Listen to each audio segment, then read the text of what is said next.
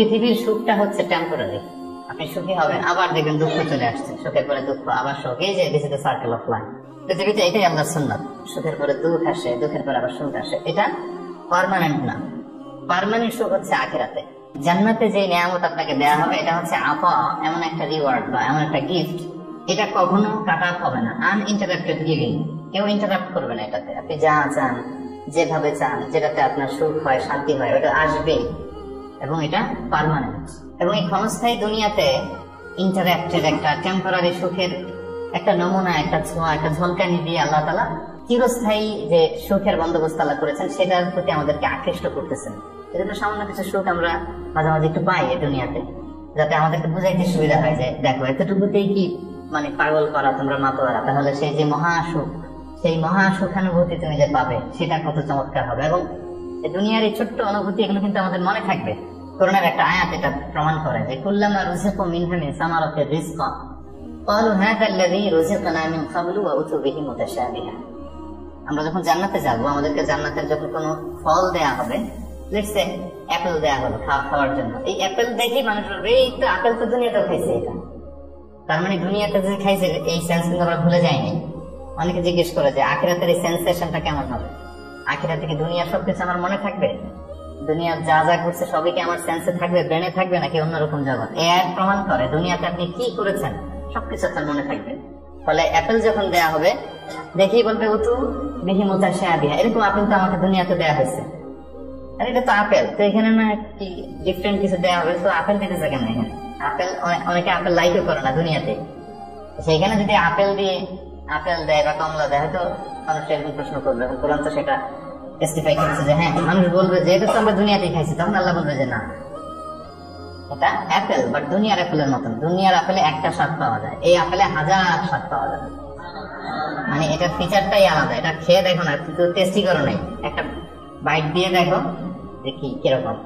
তো এই আয়াতটা আমি আনলাম এজন্য যে মানুষের সব খেয়াল থাকবে, দুনিয়াতে কি হয়েছিল, কি খাইছিল, কি করছিল, তার সব হিস্ট্রি তার মনে থাকবে।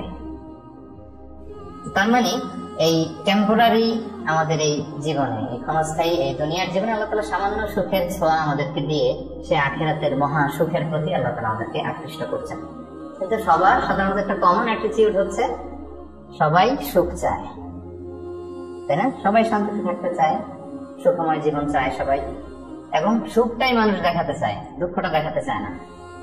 আপনি যদি আমাদের সোশ্যাল মিডিয়ার যুগ, যেহেতু এখন কানেক্ট করা আরো সহজ, দেখেন আমরা আমাদের সুখকর মুহূর্ত গুলো শেয়ার দিই, আমাদের যে খুব গ্ল্যামারাস যে ইভেন্টস গুলো আছে, সুন্দর সুন্দর ইভেন্টস বাদ দেন, লেটস সে ছবি, আমি একটা ছবি আপলোড দিব কোনো এক কারণে, আমরা কি করি 10টা ছবি তুলে খুঁজে খুঁজে সবচাইতে সুন্দর লোক আসছে যেটা, ওইটা দেয়। তার মানে সুখী তো হতে চাই বটেই, আবার এই সুখটা বুঝতেছেন তো নাকি? মানে ধাপে ধাপে আগাইলে আপনারা মজা পাবেন, টপিকটা ডাইজেস্ট হবে আর কি, যেটা আমরা বলি। একেবারে শুরু থেকে শেষ পর্যন্ত আমরা বুঝে বুঝে আগালাম। তাহলে প্রথমে বুঝলাম যে সবাই সুখ চাই, এটাতে একমত সবাই, তাই না? গেল। এরপর হচ্ছে এই সুখটাই আমরা প্রকাশ করি, সুখটাই শেয়ার করি, সুখটাই দেখাতে চাই, দুঃখ আমরা লুকাই। কি নাম তোমার? নামটা পরে আমি একটা জিনিস আপনার কাছে চাইব, দিবেন কি? এসব বলেন, আপনি আমার কাছে কি চাইবেন বলেন, কি চান? আপনি আগামীকালকে আমার দরবারে আইসেন না, এখান থেকে দিয়ে যান, কি বলেন দিবেন? হ্যাঁ দিব, বলো তোমার যত কষ্ট হোক আমি দিব। আমার আব্বা কইছে দিতে কও, বাজানলে যখন বলতেছে যত কষ্টই হোক তোমার আমি দিব। এদিক দিয়ে জিব্রাইল ইয়াকুব নবীর পেছনে দাঁড়ায় আছে।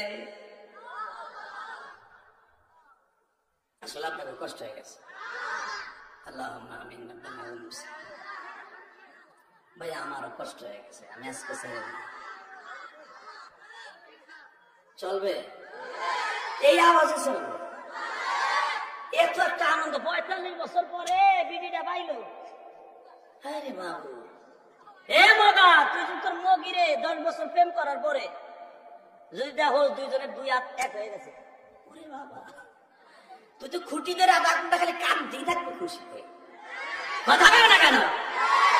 40টা বছর এই মহিলা পাগল হয়ে রাস্তায় রাস্তায় ঘুরছে। এবার আওয়াজ দিও। আল্লাহর পয়গম্বর ইউসুফ বললেন, আমার আব্বা কইছে তুমি যা চাইবে তাই পাবা।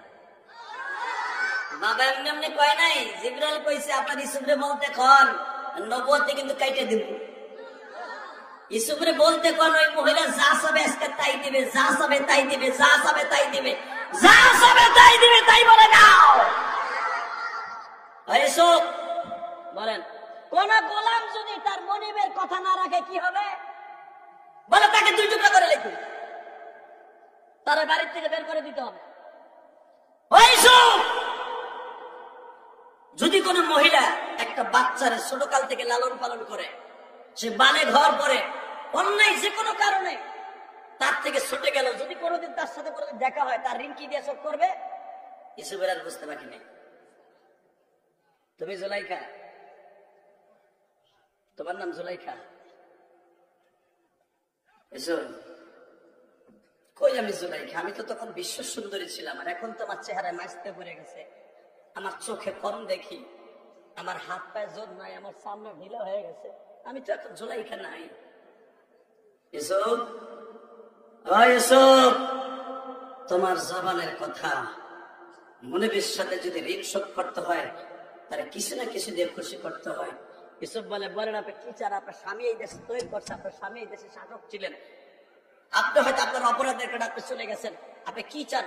ক্ষমতা ফিরে যেতে চান? ঠিক আছে আমি দিব। জুলাইখা বলে, আমি ক্ষমতাও চাই না রে ইউসুফ, আমি এই 40টা বছর তোমার হারায় কাঁদছি। ওই ইউসুফ, আমি কিন্তু এখন মুশরিক নই রে ইউসুফ,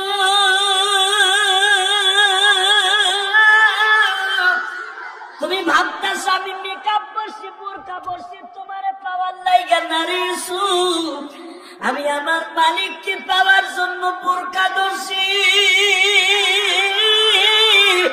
আমার মালিক একটা জিনিস চাইছে, মালিক জীবনে আমার একটা বারের জন্য ইউসুফরে মিলায়া, আমি ইউসুফরে বিনা অপরাধে জেল খাটাইছি, আমি যেন মরার আগে একদিন তার কাছে ক্ষমা চাইতে পারি।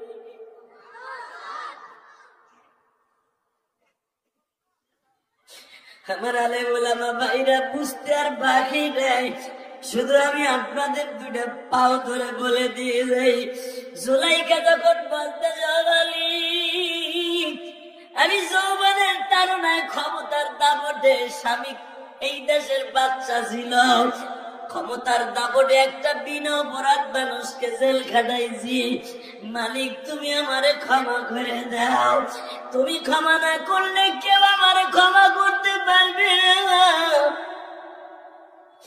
বাজান, আমি আপনাদের সম্মুখে আর একটা ঘটনা, এবার আমার দিকে তাকাবেন গো, কোন বান্দায় যদি চাওয়ার মতো চায়, আমার আল্লাহ দিতে 1 মিনিটও দেরি করে না গো বাবা। জুলাইখার চাওয়াটা কেমন হয়েছে যুবক, আমি তোমাদের কাছে তালবে ইলম বাবাজিরা বলে দিয়ে যাই, আল্লাহর ভয় যদি কেউ গুনাহের কাজ ছাড়িয়ে দেয়, আল্লাহ তারে বড় বানায় দেয়। কথা ঠিক না বেঠে? একটা মাদ্রাসার তালবে ইলম প্রতিদিন বাবা কিতাব গুলারে বুকের মধ্যে করিয়া মাদ্রাসায় কাফিয়া পড়ে বা সরেজামি পড়ে, বাজানরে একটা পতিতালার পাশ দিয়ে তালবে ইলমটা প্রতিদিন বাজানরে মাদ্রাসায় যায়। হঠাৎ করে পতিতালার মহিলাটা ওই বদনজর পড়িয়া যায় ইউসুফের মতো, জুলাইখার মতো। মহিলা ডাক দিয়া কয়, হুজুর আমার বাড়িতে একটু আসেন, আপনার কাছ থেকে তদবির নিব। ছেলেটারে 2 তলায় নিয়া দরজাগুলা লাগাই দিয়া বলে, আমি একটা খারাপ মহিলা, আপনি আমার চিনেন না, আপনি প্রতিদিন যান, আপনার দেখে আমার বদ নজর পড়ছে, আমি আপনার একটা প্রস্তাব দিলাম, আমার মানুষ টাকার বিনিময়ে ভোগ করে, আর আমি আপনার মাগনা দিলাম। যুবক ছেলেটা আর একদিক ছায়া বলে, আম্মা মান খাফা মাকাম রাব্বিহি ওয়া নাহান নাফসা। সব ছেলেগুলা পাগড়ি লইয়া হাসে, আর ওই ছেলেটা কাইন্দে চোখ ভাসায় দেয়। আমি অনেক সমস্ত মুসল্লিদের সামনে পরিচয় করে দিয়া বললাম, আপনাকে যদি অন্তরের চাকু থাকে হারিয়ে দেখেন, ওর মায়ের জন্য কত কষ্ট।